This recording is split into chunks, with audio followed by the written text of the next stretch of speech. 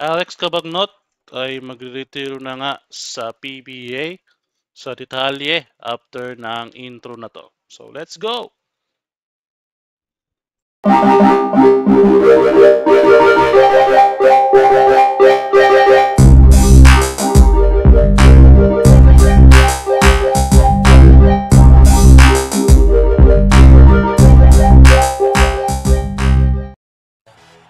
Yun na nga mga Lods, Alex Cabagnot ay magre-retiro na nga sa PBA matapos ang kanyang contract sa Converge Fiber Xers.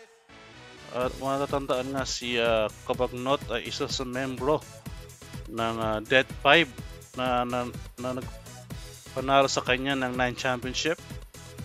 So ngayon nga tapusin na nga niya ang kanyang career sa PBA at pagmumubo na nga sa pagiging assistant coach ng UE Red Warriors sa UAAP, which is nga na-hired nga ng UE si former PBA coach nila si Chris Cavina. Yun, makakasama niya nga sa coaching. Yes, tatandaan nga si Cabagnot ay bumalik sa PBA itong lamang last year tapos nga kanyang stint sa Korea, KBL, the Goyang Sono Sky Gunners noong 2023 hanggang 2024.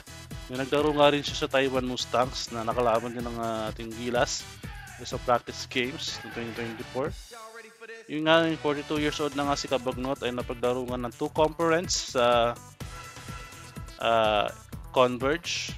Nag-average nga siya ng 4.2 and 2 rebounds and 2 assists sa kanyang 14 games na nilaro sa Koponan. But nga nung Commissioner's Cup ay 3 games lang yung kanyang nailaro. Score nga lang siya ng 1 points. Decorated nga yung kanyang career sa PBA matapos nga siyang manalo ng 9 championship playing with the San Miguel Beermen, which is kasama sa coveted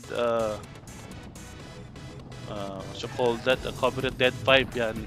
Pinagbibilang ngayon ni Cabagnot, Arvin Santos, 8-time MVP, Junmar Pajardo, Marshall Lassiter, Chris Ross. Nanalo nga rin siya ng 2017 na Finals MVP ng 2017 na Commissioner's Cup. Matatandaan nga si Cabagnot ay na-drop ng Santa Lucia. I think na-drop siya si Cabagnot ng Santa Lucia noong 2005. So he played for Santa Lucia, then also played for Coke before nga mapunta siya sa San Miguel Beermen. Yeah, 2025 drafting na siya ng Santa Lucia, naglaro rin sa Coca-Cola Tigers. Napunta rin siya sa Burger King as short stint lang. Then, yun nga, after niya mapunta sa San Miguel, nanalo nga siya ng 9 championship. So, paglaro din siya sa Global Ports, tagdat lang din, nabos bumalik ulit sa SMB.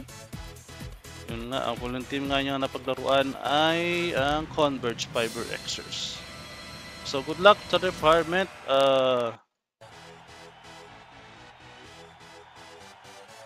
Kabagi, yeah. Mamimiss ka namin yung mga coach. Coach yan si Kabagi. Pag crunch time nga ang kanyang moniker sa PBA. So good luck sa coaching career sa UE. Madami nga itong pinahirapan noong kanyang playing days. One of the clutch players that played in the PBA. Also in the San Miguel Beermen, their Dead 5 is gonna be remembered. Sana maging yung Dead 5 no, maging Hall of Fame. Pwede yun kaya siguro. Grabing comeback nila against Alaska, down 0-3, then nagawa ng paraan, nag-champion pa sila. That's it for our updates for Alex Cabagnot.